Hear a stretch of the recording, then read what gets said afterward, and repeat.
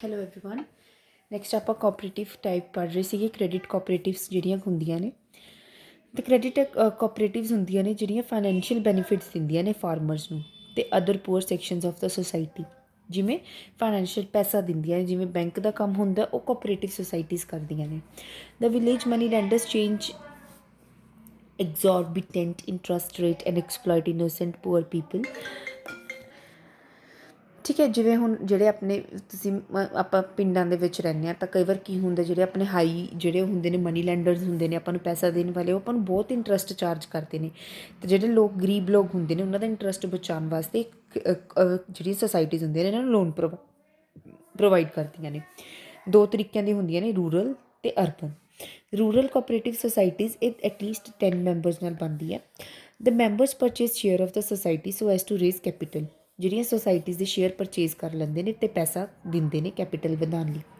The societies get loan from a state cooperative banks. ਜਿਹੜੇ state cooperative state ਦੇ ਵਿੱਚ banks ਹੁੰਦੇ ਨੇ ਉਹਨਾਂ ਤੋਂ ਇਹਨਾਂ ਨੂੰ ਹੈਲਪ ਮਿਲ ਜਾਂਦੀ ਹੈ। The societies provide only short term loans. ਇਸ ਲਈ ਸ਼ੋਰਟ ਟਰਮਸ ਲੋਨ ਦਿੰਦੇ ਨੇ। ਜਿਵੇਂ the rate of interest charge is very low, ਬਹੁਤ ਘੱਟ ਰੇਟ ਆਫ ਇੰਟਰਸਟ ਇਹਨਾਂ ਨੂੰ ਚਾਰਜ ਹੁੰਦਾ। ਤਾਂ ਰਿਕਵਰ ਲੋਨ ਵੀ ਰਿਕਵਰ ਕਰ ਲੈਂਦੇ ਨੇ ਆਫਟਰ 6 ਮੰਥਸ ਜਾਂ 1 ਈਅਰ। ਦੇਖੋ ਕਿੰਨੇ ਘੱਟ ਲਈ ਹੈ ਨਾ ਇਹ ਲੋਨ ਪ੍ਰੋਵਾਈਡ ਕਰਦੇ ਨੇ। The procedure is repeated every time, ਹਰ ਟਾਈਮ ਰਿਪੀਟ ਹੁੰਦਾ। The area of the society is generally one village. ਇੱਕ ਵਿਲੇਜ ਦੇ ਅੰਦਰ, ਜਿਵੇਂ ਸਪੋਜ਼ ਲਹਿਰਾ ਹੈ, ਲਹਿਰੇ ਦੇ ਅੰਦਰ ਇੱਕ ਕੋਆਪਰੇਟਿਵ ਸੁਸਾਇਟੀ ਬਣੀ ਹੋਈ ਹੈ ਜਿਹਦੇ ਅਕੋਰਡਿੰਗ ਆਪਾਂ ਇੱਕ ਲੋਨ ਲੈ ਸਕਦੇ ਹਾਂ up to 6 months or up to 1 year. At present multipurpose societies are working for helping villagers in different affairs. Multipurpose societies ਅੱਜ ਕੱਲ੍ਹ ਬਹੁਤ ਕੰਮ ਕਰ ਰਹੀਆਂ ਨੇ ਵਿਲੇਜਰਸ ਦੀਆਂ। These societies are also arranging agriculture inputs like fertilizers, seeds, etc. for the members। ਇਹ ਜਿਹੜੀਆਂ ਸੁਸਾਇਟੀਜ਼ ਹੁੰਦੀਆਂ ਨੇ ਨਾ ਇਹ ਐਗਰੀਕਲਚਰ ਇਨਪੁਟਸ ਵੀ ਇਹਨਾਂ ਲਈ ਅਰੇਂਜ ਕਰਵਾ ਦਿੰਦੀਆਂ ਨੇ, ਜਿਵੇਂ ਫਰਟੀਲਾਈਜ਼ਰ, ਸੀਡਸ ਕਰਵਾਤੇ ਮੈਂਬਰਸ ਲਈ। These societies are also entrusted with the jobs of arranging commodities like salt, sugar, tea, matches, dal, etc. The object of these societies is better। ਇਹਨਾਂ ਨੂੰ ਹੁੰਦਾ ਵੀ ਅੱਛੀ ਤੋਂ ਅੱਛੀ ਫਾਰਮਿੰਗ ਹੋਵੇ ਅਤੇ ਬੈਟਰ ਟੂ ਬੈਟਰ ਲਿਵਿੰਗ ਹੋਵੇ। The urban cooperative credit societies or urban banks are run on Collier's Dalit's model।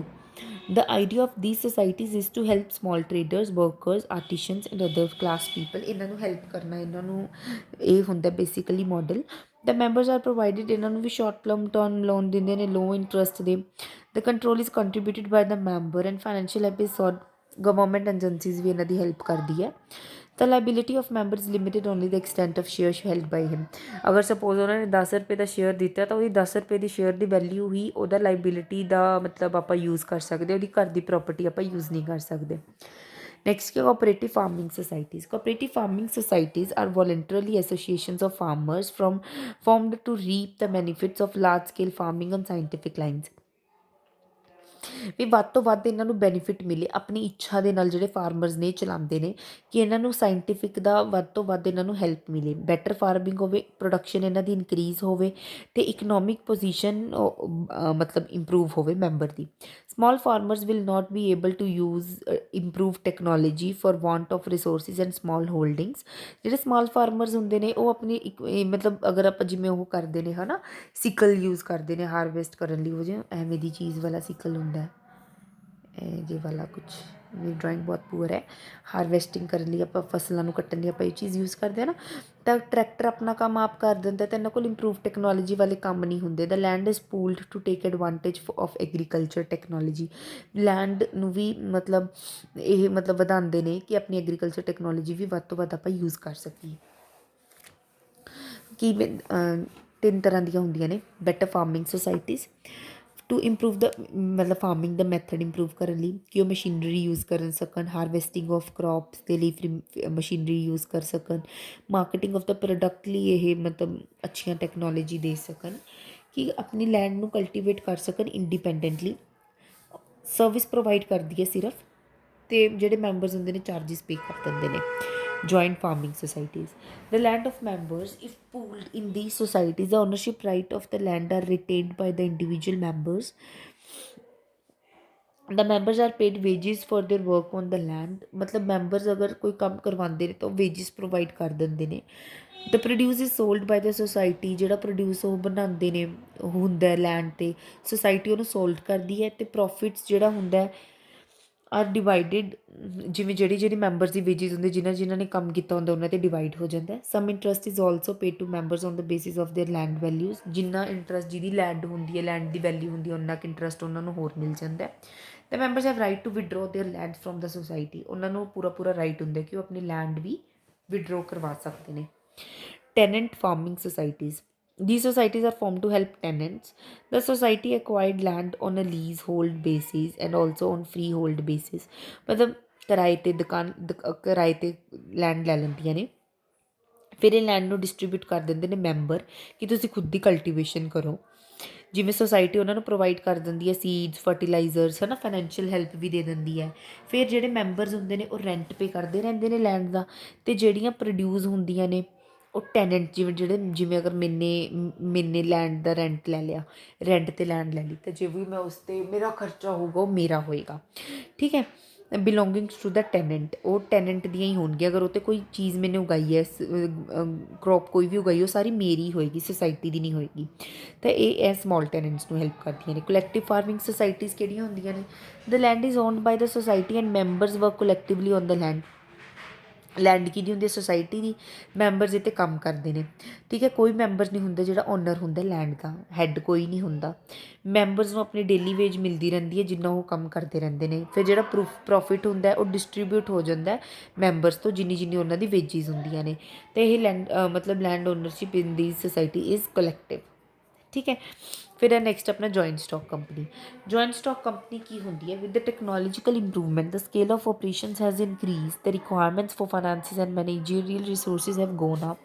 ਹੁਣ ਅੱਜ ਕੱਲ੍ਹ ਆਪਣੀ ਟੈਕਨੋਲੋਜੀ ਚੇਂਜ ਹੁੰਦੀ ਪਈ ਹੈ, ਆਪਣੀ ਰਿਕੁਆਇਰਮੈਂਟ ਪੈਸੇ ਦੀ ਵੱਧਦੀ ਜਾ ਰਹੀ ਹੈ, ਮੈਨੇਜਰ ਆਪਾਂ ਨੂੰ ਹੋਰ ਚਾਹੀਦੇ ਨੇ। ਟ੍ਰਡੀਸ਼ਨਲ ਫਾਰਮ ਆਫ ਔਰਗਨਾਈਜੇਸ਼ਨ ਜਿਵੇਂ ਸੋਲ ਪ੍ਰੋਪਰਾਈਟਰਸ਼ਿਪ, ਪਾਰਟਨਰਸ਼ਿਪ, ਇਹ ਰਿਕੁਆਇਰਮੈਂਟਸ ਬਿਜ਼ਨਸ ਦੀਆਂ ਫੁਲਫਿਲ ਨਹੀਂ ਕਰ ਪਾਉਂਦੀਆਂ। ਅਤੇ ਇਨਕਰੀਜ਼ ਇਨ ਬਿਜ਼ਨਸ ਵੋਲੀਅਮ, ਅਗਰ ਜਦੋਂ ਆਪਾਂ ਬਿਜ਼ਨਸ ਨੂੰ ਇਨਕਰੀਜ਼ ਕਰਾਂਗੇ ਤਾਂ ਮੋਰ ਲਾਈਬਿਲਿਟੀ ਲੈ ਕੇ ਆਉਂਦਾ। ਅਤੇ ਇਹ ਸਰਕਮਸਟਾਂਸਿਸ ਲਈ ਆਪਾਂ ਨੂੰ ਔਰਗਨਾਈਜੇਸ਼ਨ ਨੂੰ ਡਿਵੈਲਪ ਕਰਨ ਦੇ ਹੋਰ ਸੁਟੇਬਲ ਤਰੀਕੇ ਲੱਭਣੇ ਪੈਂਦੇ ਨੇ। ਇਨ ਦਿਸ ਫਰਮ, ਇਹਦੇ ਵਿੱਚ ਲਾਰਜ ਪਰਸਨਸ ਹੁੰਦੇ ਨੇ, ਸ਼ੇਅਰ ਹੋਲਡਰ, ਜਿਹੜੇ ਜੁਆਇਨ ਹੈਂਡ ਕਰਦੇ ਨੇ ਬਿਗਰ ਬਿਜ਼ਨਸ ਦੇ ਵਿੱਚ। ਤਾਂ ਲਾਈਬਿਲਿਟੀ ਲਿਮਿਟਿਡ ਹੀ ਹੁੰਦੀ ਹੈ, ਜਿੰਨਾ ਕੋ ਸ਼ੇਅਰ ਦਿੰਦੇ ਨੇ ਉਹਨਾਂ ਕੀ ਉਹਨਾਂ ਦੀ ਲਾਈਬਿਲਿਟੀ ਹੁੰਦੀ ਹੈ। Joint stock company form of organisation was first started in Italy in 13th century ਦੇ ਵਿੱਚ ਇਟਲੀ ਦੇ ਵਿੱਚ ਸਟਾਰਟ ਹੋਈ ਸੀ ਇਹ। In India the first companies act was passed in 1850 and the principle of limited liability was introduced in 1857। ਪਹਿਲਾਂ 1850 ਤੋਂ ਲੈ ਕੇ 1857 ਦੇ ਵਿੱਚ ਅਨਲਿਮਿਟਿਡ ਹੀ ਹੁੰਦੀ ਸੀ, 1857 ਤੋਂ ਲਿਮਿਟਿਡ ਲਾਈਬਿਲਿਟੀ ਵਾਲਾ ਕੰਸੈਪਟ ਆਇਆ। A comprehensive companies act was passed in 1956 and all undertaking registered under this act are known as companies। ਜੋ ਵੀ ਇਹਦੇ ਅੰਡਰ ਹੋਏਗਾ ਨਾ ਉਸਨੂੰ ਆਪਾਂ ਕੰਪਨੀਜ਼ ਹੀ ਬੋਲਦੇ ਹਾਂ। 1956 ਦੇ companies act 1956। The company started under state or central legislation corporation। State ਤੇ ਸੈਂਟਰਲ ਅਥਾਰਟੀ ਦੇ ਅੰਦਰ ਇਹ ਸਟਾਰਟ ਹੁੰਦੀਆਂ ਨੇ, ਤਾਂ ਇਹਨਾਂ ਨੂੰ ਆਪਾਂ ਕਾਰਪੋਰੇਸ਼ਨਸ ਬੋਲਦੇ ਹਾਂ। ਕੰਪਨੀ ਦੀ ਡੈਫੀਨੇਸ਼ਨ, ਇਹ ਕੰਪਨੀ ਇਜ਼ ਐਸੋਸੀਏਸ਼ਨ ਆਫ ਮੈਨੀ ਪਰਸਨ।